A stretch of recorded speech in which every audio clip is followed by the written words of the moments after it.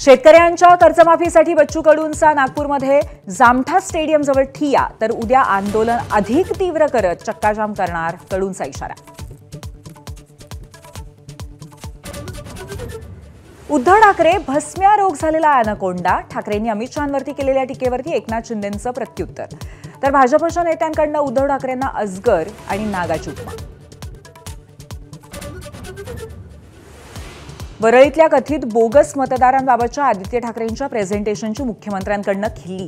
आदित्य ठाकरेंनी महाराष्ट्राचा पप्पू बनू नये, मुख्यमंत्र्यांचा टोला.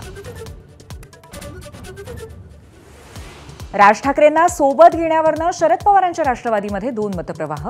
राज ठाकरेंच्या बदलणाऱ्या भूमिकेचा फटका बसू शकतो, वरिष्ठ पदाधिकाऱ्यांनी शरद पवारांकडे व्यक्त केली भावना.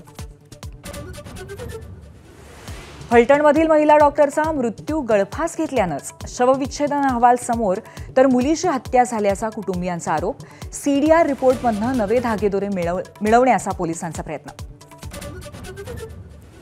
पुण्यातल्या जैन बोर्डिंगच्या व्यवहारातील 230 कोटींवरनं पेच निर्माण. गोखले बिल्डरनं खरेदीपोटी दिलेली रक्कम गोठवण्याची धंगेकरांची मागणी. 30 तारखेच्या धर्मादाय आयुक्तांसमोरील सुनावणीकडे लक्ष. वसंतदादा शुगर इन्स्टिट्यूटच्या चौकशीचे आदेश दिलेच नाहीत, मुख्यमंत्र्यांच्या वक्तव्यामुळे नवा संभ्रम. तर फडणवीसांनी ठाण्यानंतर बारामतीकडे मोर्चा वळवला, रोहित पवारांचा आरोप.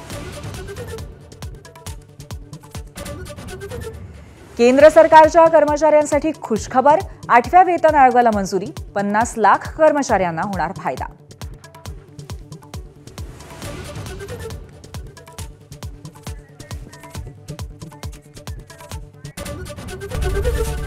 एबीपी माझा, उघडा डोळे बघा नीट.